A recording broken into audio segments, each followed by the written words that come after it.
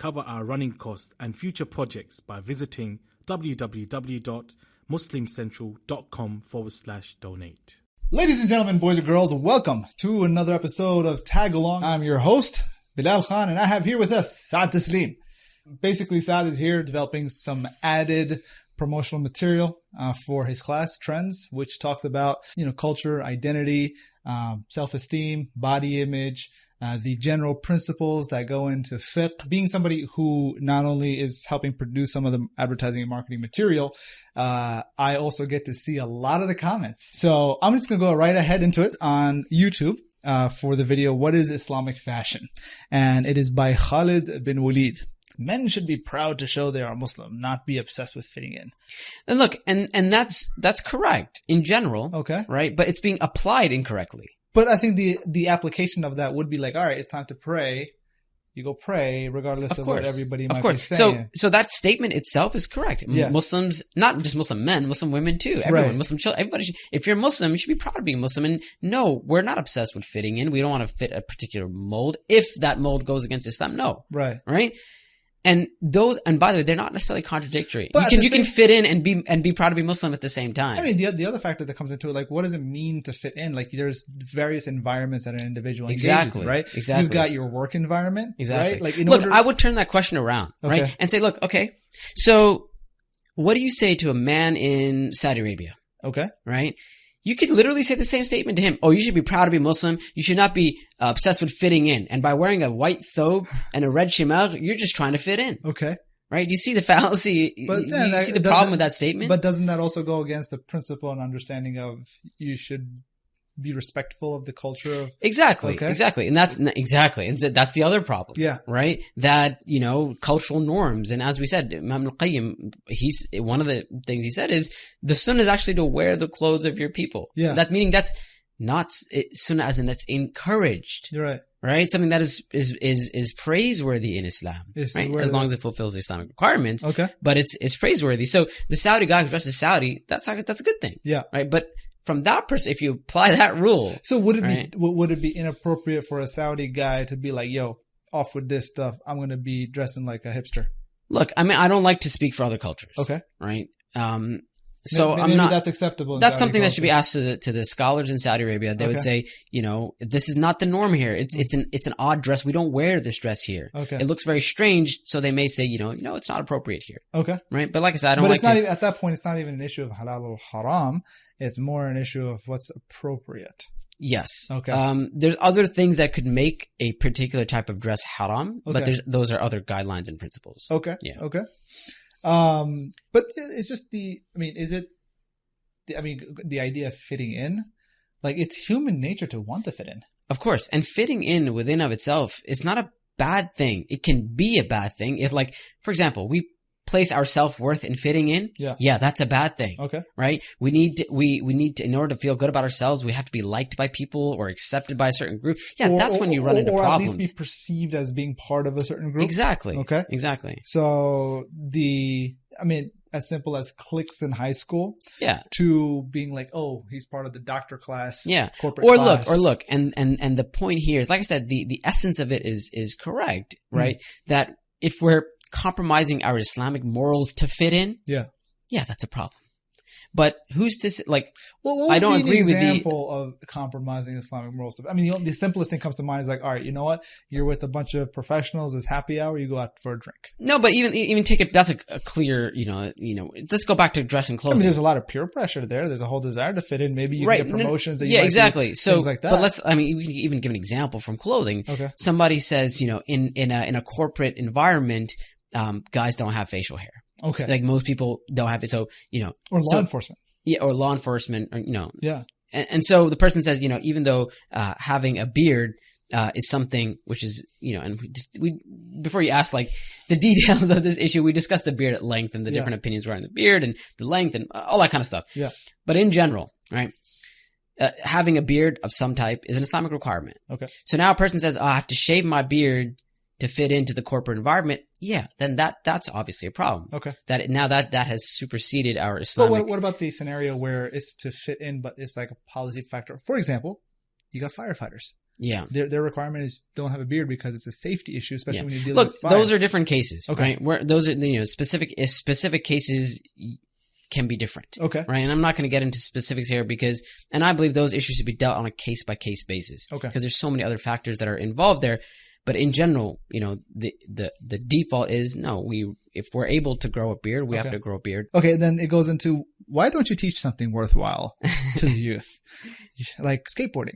Yeah. That promotes fitness and physical But I activity. have a feeling that person wouldn't be okay with me teaching skateboarding either. Really? Yeah. But like is there anything that's But it's part of the it's imitation of non-Muslims. What are you talking about? It's, have you not seen the YouTube video of the guy in the thobe? It's a waste of time. It's sinful people skateboard. There's a lot of reasons why skateboarding is haram. Here's a question, kind of off topic, but on the subject of skateboarding. And by the way, if you didn't get that I was being sarcastic, because some people are just like why he said skateboarding is haram. I was being sarcastic. Well, have you? Are you able to do a half pipe? Like those skateboard parks? With the pools. I'm getting old, man. I'm getting old. I try to take it easy on the skateboard now. Okay. I don't take as many risks as I used to take back in the day. You ride a motorcycle. Yeah, move on. Well, we'll go to the next topic. You're really wasting everyone's time with this rubbish. Yeah. Rubbish, all rubbish. men need to know is cover the awra, look presentable, and not imitate the kuffar. Very good. Okay. So now he mentioned some of the general principles and guidelines. Okay. Right? He said, number one, cover the awra. Okay. Correct. Right. My question would be, is my awra covered? Yeah. In that video? Alhamdulillah, it's covered. Number two, what is the second guideline he mentioned? Second guideline is look presentable. Look presentable. That's kind of vague. That's very vague, right? Okay. And actually what is presentable would differ not only from culture to culture, but also from situation to situation. Setting to setting. Setting to setting. You can go to the gym and be like, I gotta look presentable, show up in a suit and tie, Well, I have worked out in slacks and a collar shirt. But you understand, Bilal, you are the exception to everything. So we never go based off of what you do. I'm the definition of counterculture in this regard. Oh yeah, third requirement? The third requirement is not imitate. Right, don't imitate non-Muslims. Yeah. And so the point here is, he mentioned a principle, which is imitating non-Muslims. Okay. Right? Prophet said, "Man tashabbaha biqawmin fahuwa minhum." The one who imitates a nation, then they are from them. Okay. And so the principle itself is correct. We're not allowed to imitate non-Muslims. But how do we understand that? So the principle itself, right? Yeah. Imitation of non-Muslims. That sounds very general. And that's why we have to know exactly what is meant in Islam by, you're not allowed to imitate non-Muslims. Okay. What is meant here is imitate non-Muslims in those things that are bad. Okay. Number one. Or to imitate non-Muslims in things that are specific to a religion that is a non-Muslim religion. Okay. Right? So, because, if we would apply this hadith, the Prophet ﷺ, we would say, did the Prophet ﷺ imitate non-Muslims? Well, he wore the same clothing as them. Right. Right? So, what we say that... Well, what about the idea of when they went to Medina and he saw the Jews fasting and he said, you know what, we're going to fast because Musa is more to us than they are right, but that is something already in Islam. Okay. Right? So that's something, but if there's something that is specific, for example, wearing a cross, right? Okay. Does anyone... Is that a general thing, or is there's very specific beliefs attached to it? It's attached to a particular group of people or a particular religion? Well, it depends if the cross is upside down or right side up. But they both have bad meanings, right? So that would be imitation of non-Muslims, okay, right? A type of dress where you look at that and you say, it's not, or for example, the robes that monks wear. Okay, right? like the orange togas? Exactly. Okay. So if a Muslim's wearing like that type of dress, which you're like, you wouldn't be able to tell if it's a Muslim or, In fact, you would be like, that guy is straight up Shaolin or Buddhist. Yeah. Okay. So we'd say, that is the imitation that the person, and actually, that's why in the class, and I don't think it's right to, this is just one of the evidences. But there's many other evidence. They need to be discussed fully. Okay. So here's the thing that comes to mind is that, all right, so you just described different attires that other faiths identify themselves with from an outward appearance. So a priest will have the collar, nun, right? You got the monk, the Shaolin monk. Yeah. You've got the Jews, they got the yarmulke, right? Is there something specific to Muslims that's overtly that's religious attire? Look, you have to understand that our religion is not a religion of just symbols. Okay. And and that's one thing that makes Islam great, Okay. right? Is that, you think of Christianity, or you think of, and you can think of the cross, right? You think of statues of Jesus and statues of Mary and so on and so forth, or, particular robes and this and that, whatever. Islam, alhamdulillah, is a universal religion. Well, we've got the whole moon wars. Yeah. And the moon. Yeah. Okay. So the Symbol, moon, crescent. but still, you may go to another culture where the moon is not, you won't find it on masjids. Okay. Right. And even like the moon is more of an Ottoman thing, right? Yeah, exactly. And that's how it was brought into the culture and so on and so forth. But so when it comes to specific, like Islamically, there's not specific types, as I said, specific types of clothing that you would say, this identifies you exactly as a Muslim, right? And we don't need those specific symbols. We have our, like, even the beard, right? Some people say like, oh, the beard, is the Islamic, symbol for men. Well, maybe up to 5 years ago. Exactly. So what happens in hipster culture, right? Yeah. Yes, that doesn't change the fact that we Muslim men grow our beards, right? Yeah. Whether it's in fashion or not, we always grow our beards, Yeah. right? But that's not the symbol. Like that's it. Like that's what defines you. It's part of the way we dress. One could argue that hijab is one of those symbols. Yeah, but even the hijab, there's different styles of hijab. There's different ways in which the hijab is. So what is the requirement? Okay, that hijab is worn, that, the head is covered and, the neck is covered and so on. As long as those requirements are fulfilled, how the hijab looks, the color of it, the way it's tied. Well, one can argue that everybody's from wearing hijab at wintertime. Mostly. Well, I mean, if it's cold enough. So they need to cover their aura, look presentable, and not imitate the kuffar. Exactly. So, once again, if he's applying that to me, I would say, look, am I wearing a type of clothing that only non-Muslims wear? Okay.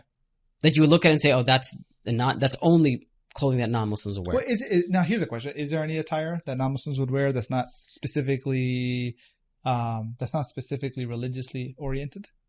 That's an interesting question. And the answer to that question will differ according to the place that you're living in, according to the culture you're living in, according to the time that you're living in. It all differs. And that's why there's no hard and fast, right? These are guidelines that are applied. These are principles that are applied to the time and place we're living in. And grow their beard more than a fistful. Okay. That is an opinion. Okay. Amongst the opinions. I don't actually hold that opinion, but in the class we will actually go through all the opinions. And by the way, if that was the case, then the majority of Muslim men would fall into the category of you don't look Muslim. I wonder if Khalid bin Walid does. We don't know who Khalid bin Walid is. So. I know, but I'm just wondering. That's why I'm wondering. It's interesting. And that's, a lot of these comments, a lot of times, these are anonymous people, and that gives them a certain level of comfort. Makes it easy to make these comments. We aren't trying to be models on the catwalk.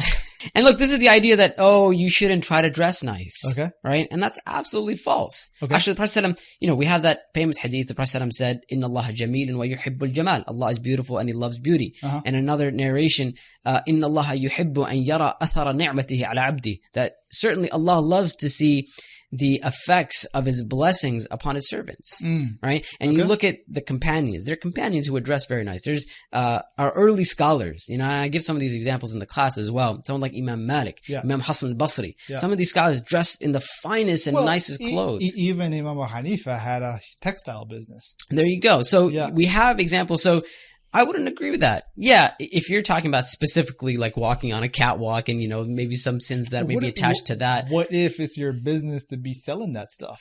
Yeah, that's another issue. That's another issue? Okay. So I don't agree. I don't agree with that. And I think most Muslims would instinctively actually even reject that concept that, you're just not supposed to dress nice. But when does it go too far, right? Okay. Can it go too far? Yes. We're not allowed to do what is called israf. Okay. Right? And some people translate that as extravagance, right? Or libas al-shuhra, like ostentatiousness. When we start showing off with our clothing or we start to feel proud because of our clothing, that's when it goes into bad territory. But what if people give you the clothing to promote it? And it's really awesome. It's a very good question. You should attend my seminar. This would be a good question to ask during the seminar. It's like, it's a $10,000 suit, but because the company that made the suit wants to get it out there. They gave it to you for free. Yes. So everybody looking at you is judging you like, look at this guy. Wearing the most extravagant clothes, and it's free for you. You're right. There you go. Good called example. Product placement, and actually it's one of the more effective uses of social media, specifically Instagram, where a lot of these product makers, they will reach out to hundreds of Instagram users. Look, I'll be honest with you. People Reach out to me all the time. Okay. They're like, hey, can you whatever? And I'm, like, will you be our brand ambassador? There's a lot of brand ambassadors. Yeah. I would if I didn't have my own brand, but Saad Tasleem collection. Yeah. Coming to you maybe soon one day. Soon, inshallah. It's coming. We're working on it, man. We're working hard. It's gotta be perfect. It's sad to see a graduate from Medina wasting his time when he could be teaching far more useful things and actually benefiting people. You talk about utility or what's useful, yeah. Right? And I mentioned this in my seminar. So those of you taking the seminar, you've heard this. I talk about what's useful. Clothing is something that takes up our whole life, right? You talk about the fiqh of prayer. Okay. Right? One of the most important things to study. Okay. How are you praying 24 hours a day? Well, I would say how much of you, not you specifically, average, I'm not trying to put you on the spot here. Average, somebody prays 5 times a day. Yeah. What takes them maybe 20, 30 minutes out of their day? Yeah. So that fiqh is relevant in those 30 minutes. Okay. You learn the fiqh of fasting. You got 23 and a half hours to go. Exactly. You learn the fiqh of fasting. Yeah. Right? 1 month out of the year. Okay. Maybe do some sunnah fast, some nafil fast, more. The rest of the time, you're not applying that fiqh. Fiqh of funerals. Okay. Right? Somebody dies. I think the more practical fiqh would be the fiqh of money. Yeah. So that's a very relevant topic as well. But clothing, we're always 24 hours. We're either clothed or unclothed. And both of those topics are from this subject. Right? So whether we're conscious of it or not, we are constantly applying these guidelines and principles. So I would say this is a very important thing that we should know and understand what those guidelines are, what those principles are, that we're wearing clothing that, not only makes us feel good and that, we're wearing our nice clothes, but also clothing that is pleasing to Allah subhanahu wa ta'ala. Okay.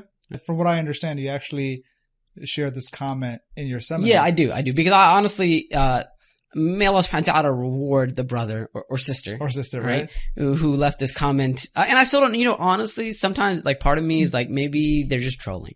Okay. Maybe like the whole thing is a joke. It's possible. I love trolls. But, Bilal always replies to trolls, which that goes completely against my policy. I never reply to anyone. I reply to trolls, and my first Husnul Dhan for the comment is like, okay, maybe they're genuine in their comment, and I will address the first comment with genuine passion. Okay. And then after that, the response will be clear to me as to whether or not they're a troll or not. If they're a troll, it's open season, baby. Ain't nobody got time for that. That's all I'm going to say. But may Allah subhanahu wa ta'ala reward this brother or sister because so much benefit is coming out of this comment. Yeah. So, and it's beautiful how Allah subhanahu wa ta'ala can bring benefit from the most unexpected places. Well, right? One thing that you mentioned that there's an irony to this comment. Yes. Okay. Yes. What's the irony? Man, so in the seminar, we talk about a incident that occurred with Khalid ibn Walid and the Prophet ﷺ. Khalid ibn Walid, the actual Sahabi. The actual Sahabi, yeah. Okay. In which, and basically, it's a lengthy discussion, sure. So we can't get into all of it, but basically the point of mentioning that narration is to mention how Khalid ibn Walid himself, he was able to distinguish between what is religiously good and what is culture. Okay. Right? And what is considered culture, and that, that can depend from place to place and so on and so forth. And Khalid ibn Walid had that knowledge. Okay. But this Khalid ibn Walid, unfortunately, the irony is strong here. Irony is strong. Okay. Got it. But I'm just curious, what was it? What was the... is it something that you could briefly sum up? I really feel like a lot of these topics, you need to do justice to the topics. Okay. And that's my whole thing with this online stuff and, just quickly mentioning something. Because I feel like... With Saad is like pulling teeth. Yeah. And that's why I get the haircut question all the time, right? Just tell us, what is it? Halal, haram. And I'm like, look. Of course it's haram. That's why he's doing it. Well, not anymore. But it might change a lot. It might change, right? But, qaza and all that kind of stuff. And I'm like, look, this is not the place for it, right? Online, people are just trying to argue, prove their point. So I'm just wondering, what are the things that tends to get people to go into a lot of detail in your program? What do you mean? Okay, so like for example, hadith. Yeah. There's a lot of detail in it. Yeah. And so you spend some time, quite a bit of time on it. Yeah. So what would be some of the things that would like you think you could list off a bunch of things? Yeah, for sure. Okay. Obviously, a qaza, Okay. right? The issue of haircuts, and I try to approach this in a way where it's not just the fiqh, right? Okay. So we actually we start off talking about the hair of the Prophet ﷺ. The hair of the companions. We talk about hairstyles at that time. What are common hairstyles? Okay. And people will genuinely be surprised. Okay. What's the most surprising haircut style at the time? I'm going to leave that surprise for the class. Come on, dude. When are you coming to Houston? Soon, inshallah. But yeah, I think this guy has been saying soon for the last 2 years. Yeah. You can't go wrong with a soon, No, it's soon, not. Soon is relative, so it's not it's relative. a perfect answer. Soon means like next month. It depends. People who take my seminars, they say, you say depends a lot. I'm like, yeah, I do. I do that on purpose. Yeah. It's like, I don't want to answer because life is not so black and white. Life is not so. And yeah, this guy dresses all black and white. Not always. Recently. But these days I've been feeling black a little bit more. Okay. But yeah, it's just, This guy comes to Houston when it's 90 plus degrees wearing all black. Yeah. Anyway, thank you for joining us. A lot of times the instructors don't like to, or are not necessarily reachable. This is one of the benefits of this program, of these tag-alongs, is that if you have questions, I can always just send them on over and we can discuss them.